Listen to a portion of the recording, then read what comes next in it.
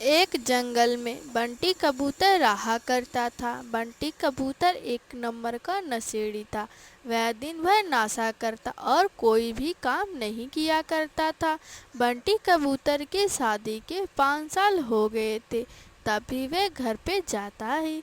तभी उसकी पत्नी टुनटुनी चिड़िया, आज आप घूम के आ गए, आपको दिखाई नहीं देता है।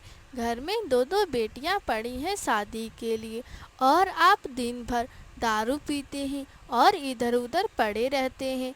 माँ जी अकेले कितना काम करेंगी, आप भी कोई काम क्यों नहीं कर लेते हैं? हाँ बेटा, बहू सही कह रही है। चल के तू भी मेरे साथ सब्जियां बिचवा बाजार में। आखिर तेरी दो दो बेटियां हैंगी, उनकी भी तो शादी करनी है तुझे। माँ, आप भी टुनटुनी के साथ शुरू हो गई।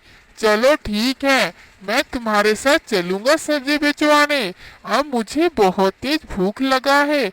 टुनटुनी, मुझे खाने को दो। इतना कहकर बंटी कबूतर खाना खाता है। फिर थोड़ी देर आराम करके अपनी माँ के साथ सब्जी बेचने बाजार में चला जाता है।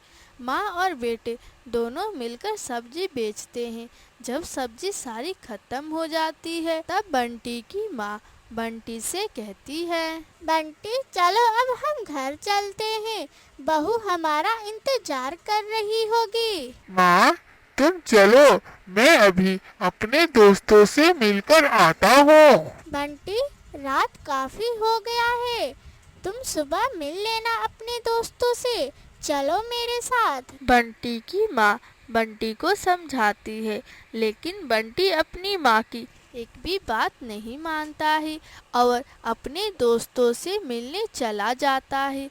रात काफ़ी होने के कारण कुछ भी दिखाई नहीं देता है। तभी वहाँ पर भुल्ला चील अपने कुछ दोस्तों के साथ आता है और बंटी कबूतर पे हमला कर देता है, जिससे कि बंटी कबूतर की वहीं पे मौत हो जाती है और भुल्ला चील सारी चीज़ें लूट के लेके चला जाता है। तभी बंटी की माँ घर पे पहुँचती है। तभी टुनटुनी चिड़िया उसकी माँ से पूछती है, माँ जी, बंटी कहाँ रह गए, अभी तक आए नहीं घर पे? बहू, मुझे लगा बंटी आ गया है। वह तो कह रहा था अपने दोस्तों से मिलकर आ जाएगा। नहीं माँ, अभी तक नहीं आया बंटी। कोई बात नहीं बहू, चलो अब खाना खाते हैं, आ जाएगा बंटी। इसी तरह से रात से सुबह हो जाती है, लेकिन बंटी का कुछ भी अता पता नहीं चलता है। तभी एक कौवा बंटी घर पर आता है और टुनटुनी से कहता है, टुनटुनी, तुम्हारा पति बंटी कबूतर मरा पड़ा है जंगल में। चलो जल्दी। ये सारी बातें सुन के टुनटुनी फूट फूट के रोने लगती है।